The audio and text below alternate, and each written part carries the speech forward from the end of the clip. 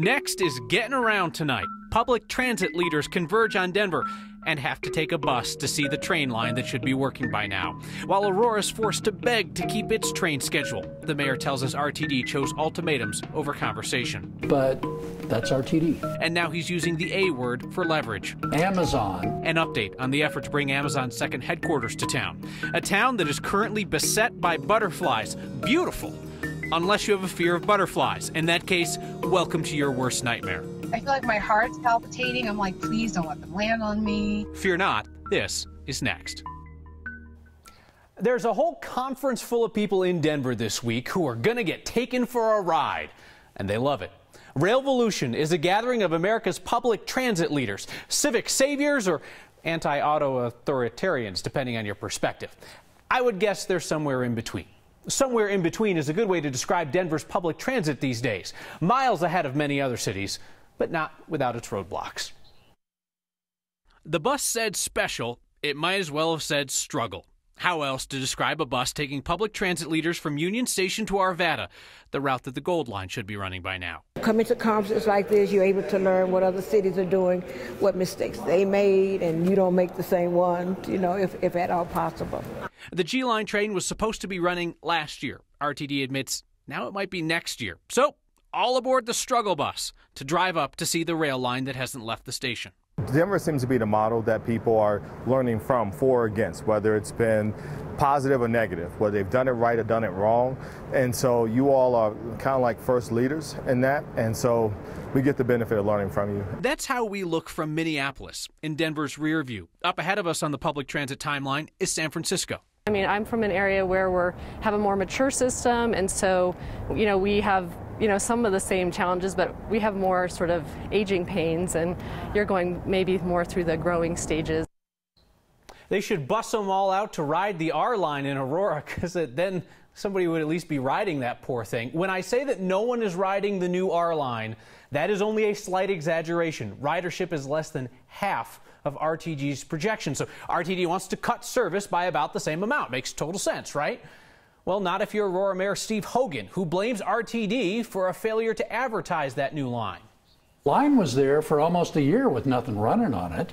So, we have RTD that does a good job at building things, but doesn't seem to do a good job at advertising the fact that they exist. And here we are trying to get Amazon to the Denver metro area, and part of our pitch is we are so well linked and we are so good about getting people around, and we're going to cut service? Here's the bottom line. Aurora has no power to stop RTD from cutting service. They're going to make a lot of noise at a public meeting on Thursday, and they're trying to win the public relations battle here. So now enter Amazon. Mayor Hogan is kicking RTD where it hurts, in its image, as our public transit is used as a big selling point to attract Amazon's second headquarters and its 50,000 jobs. If Amazon comes to the Denver region, what are the chances it ends up in your city? I think they're pretty good. We already have them in Aurora. We've got 1.5 million square feet of Amazon distribution space.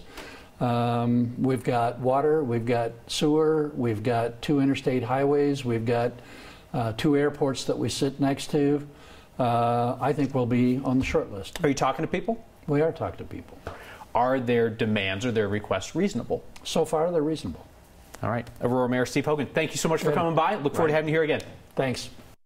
My full unedited conversation with the mayor is on the next YouTube channel. There, we discuss just how much corporate welfare, how much tax incentive work is too much to offer to lure Amazon.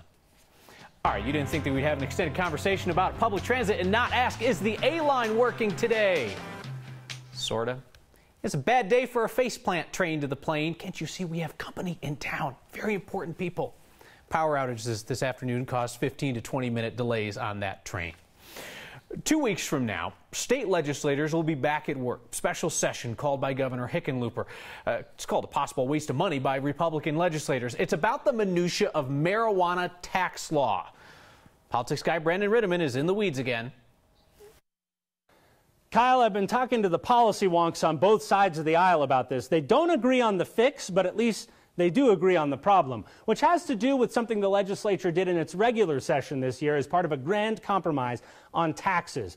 This is the state sales tax base. 2.9% is what the state charges on pretty much everything you buy, like electronics, a nice meal out, a bag of weed. At least it used to charge it on the bag of weed. They changed that. Marijuana used to be subject to the 2.9% regular sales tax and this 10% special sales tax. But lawmakers wanted to increase the tax on pot without being subject to the Taxpayer Bill of Rights. So what they did was simply removed marijuana from this circle of things that are subject to sales tax. And then they went down here and modified this. They upped it to 15%. If you're doing the math, you're realizing, yeah, you're paying more tax on marijuana than you used to. Sounds simple enough, right? Well, they screwed up. They forgot something. The sales tax circle that we've got here also determines what taxes other agencies like RTD get in the Denver area, also the Scientific and Cultural Facilities District, which pays for museums. For RTD, marijuana is no longer in the circle of things they're allowed to charge a tax on, which means RTD is losing to the tune of $500,000 each month that this problem exists in state law. If the legislature waited until January when they get back for regular session next year, we're looking at a loss of somewhere around $2 million for RTD, which sounds like a lot. It's really a little less than 0.5% of their annual budget. And that is why Republicans are arguing this isn't really an emergency. They're more concerned with the fact that it's going to cost $25,000 a day to have the legislature in session. It takes a minimum of 3 days to change a law in Colorado, so you're looking at least $75,000 in order to fix this problem, not to mention the inconvenience of calling 100 lawmakers back into session. For Next, I'm Brandon Rittiman. 3 days is the minimum for that session, by the way. Under the state constitution, the governor can't tell legislators when to go home. He starts the machine, and then the machine decides when it's done with its task. They're only examining that one issue in the tax law. Our next question comes from many of you curious about all the butterflies that you're seeing around town lately, wondering what that's about. Well, you're seeing them because the annual migration of the painted lady butterfly is at its peak. They're flying across the Front Range right now. They normally migrate more than 9,000 miles from California to Mexico each year. We talked to the scientists up at CSU, and they told us that the size of the migration depends on the spring rains. It appears to have been a rainy spring in butterfly land. These painted lady butterflies are very common in North America. Look for them in your gardens this week. They love flowers. While you're marveling at the pretty butterflies, some of our neighbors are trapped in a special kind of hell.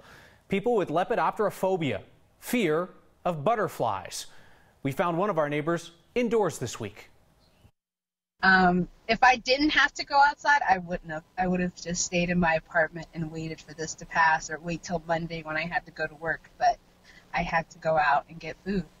I think I'm afraid of them touching me. I really do think it's that simple. I don't think they're dangerous. I know they're not dangerous. This is like completely irrational. What if one like hitches a ride on me and I don't know, and then I like get in my car and then there's a butterfly in my car? No, I think I would just probably ditch my car somewhere. I laugh at it too. I mean, I saw people like marveling at the butterflies. I'm like, I could be that person, but I'm not that person. If it's 1 or 2, I'm like, what's the chances of them touching me? If it's 50, I'm like, that's kind of how people are like it. Hey, everybody likes butterflies. I'm like, well, yeah, it's just like, but some people don't. I don't. You don't like cheese. I don't like butterflies. It's just, it is what it is. I can't wait till it's over. I really can't. I hate to say that, but I can't wait till it's over. That's right. I don't like cheese. Aaliyah Meredy doesn't like butterflies. Everybody just gets to live their own lives. Be strong, Aaliyah. It'll be over soon. Savor summer. Fall starts Friday. We'll squeeze in a few 80-degree days before it's all Ugg boots and PSLs. Mike Kliss is what we like to call a Broncos insider, and even he's surprised. That's added up to a surprising 2-0 start. And it's like having your art hung on the refrigerator growing up, if the refrigerator was the whole stinking city. Having this many people look at this mural every day, I guess there is a little bit of pressure. We'll meet the artist next.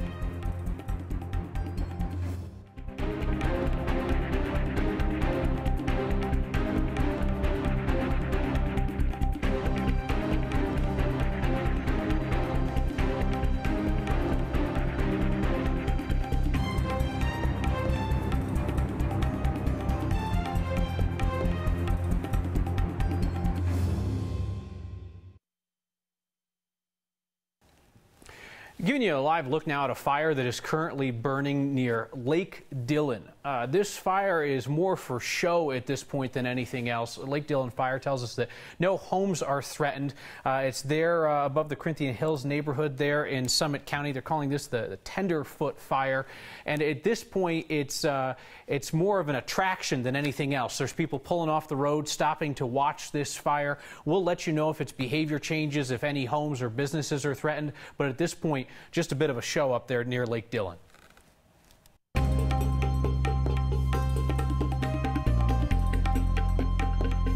Kyle, I have to say that the wind is going to be a concern with that fire up near Lake Dillon. As we get into tonight, those winds are going to be picking up. Fire danger increases dramatically.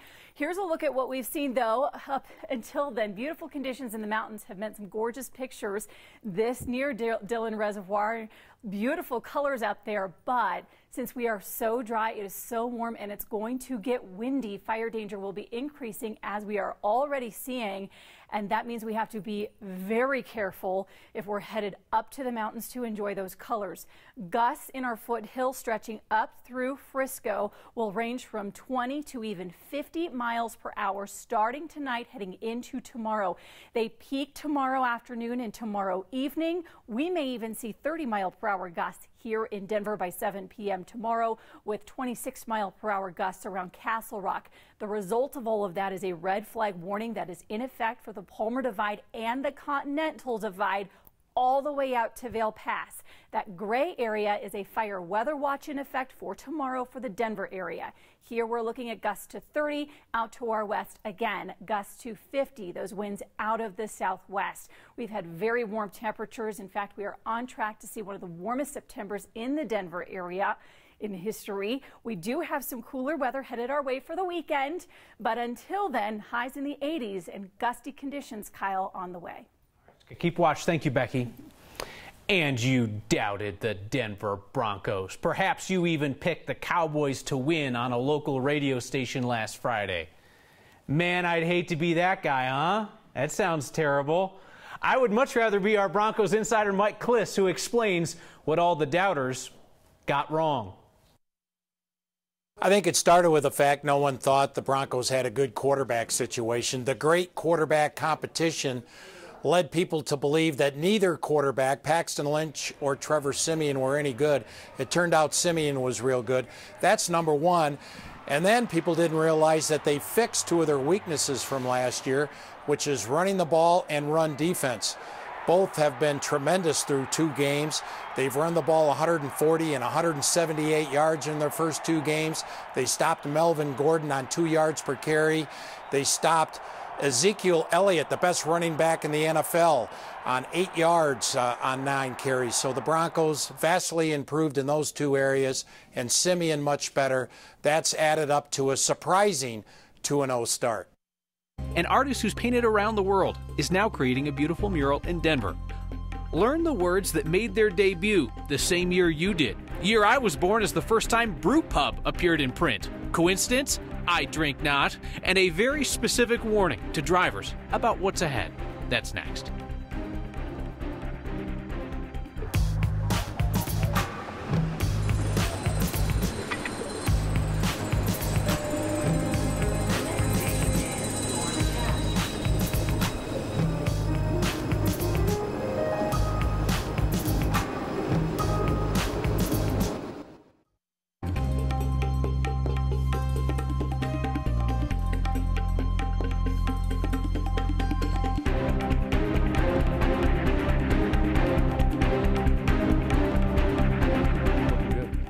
I was just telling Cody he was looking good there with his hand in the air.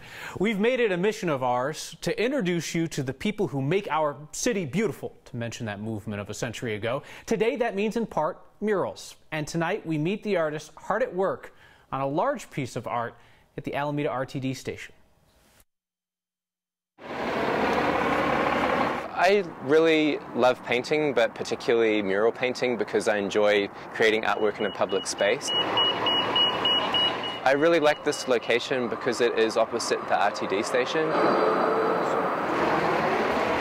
Also, there's a bus stop right here, so there's a lot of people always waiting for the buses, and I just hope that this mural can maybe just brighten their day and enhance their experience of waiting in the space. My name is Aaron Glasson. I'm from New Zealand. I'm an artist. I live in San Diego these days. I've been living here in the US for about 2 years.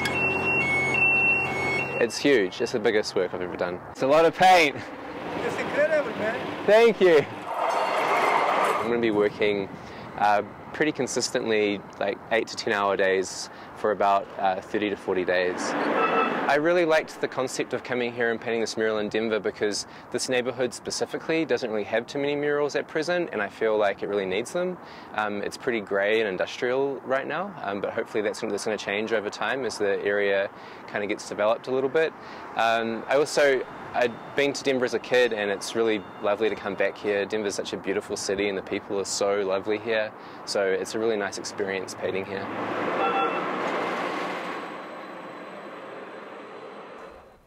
The artist Aaron Glasson is being compensated through the Denver Urban Renewal Authority. It's a group that partners with different developers in the city, funds their projects through the tax increment finance bonds. 1% to art. You've heard that before. Glasson's painted murals around the world just in the last year: Estonia, Mexico, and Sri Lanka.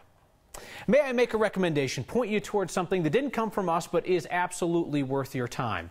Merriam-Webster is really good at the internet. They're very sassy on Twitter, and they have this new feature called Time Traveler that tells you the year in which certain words entered the lexicon when they first appeared in print. It goes all the way back to the 1200s and moves forward. So you can look up the year in which you were born. All right, I was born in 1983 when Brewpub first appeared, Flotus and Beta Test. 2004, it was Podcast and Paywall. 67, Fanny Pack and Flower Child. It is insight into an age, and we have a link to that Merriam-Webster Time Traveler feature on the next Facebook page.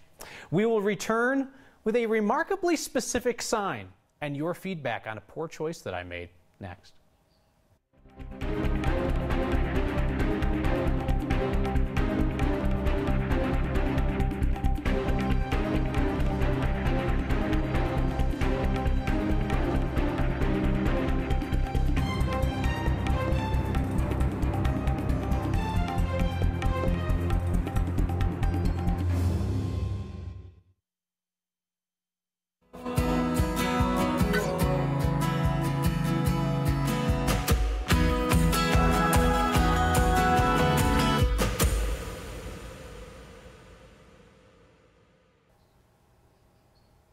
It's a sign spotted by next viewer Debbie Hebelin up on Breakwater Drive in Fort Collins. Speed bumps ahead next 1,380 feet. I wish they could be a touch more specific. Say, tell us the number of speed bumps, their exact height, or whether or not some of them are in really rickety shape. But props to whoever up in Fort Collins was giving some really specific guidance on the speed bumps. Next at 9news.com is where we invite you to send us the signs that you see. We finish with your feedback. Rob Dollars from Breck asked, is it Andy Warhol night on the next set? Looks good. I'm glad you noticed, Rob. Sometimes we like to tinker around with some new things around here. Judy writes, Brandon Ritterman reminds me of the late Tim Russert with his whiteboard. You go, Brandon. That is a high compliment. I'll pass that along to him. And Jeff writes, how dare you pick against the Broncos? Have you not learned how Denver works yet? I've learned now, Jeff. When they say, do you think the Broncos are going to win? That's not a yes or no question. That just means bend the knee. See you next time.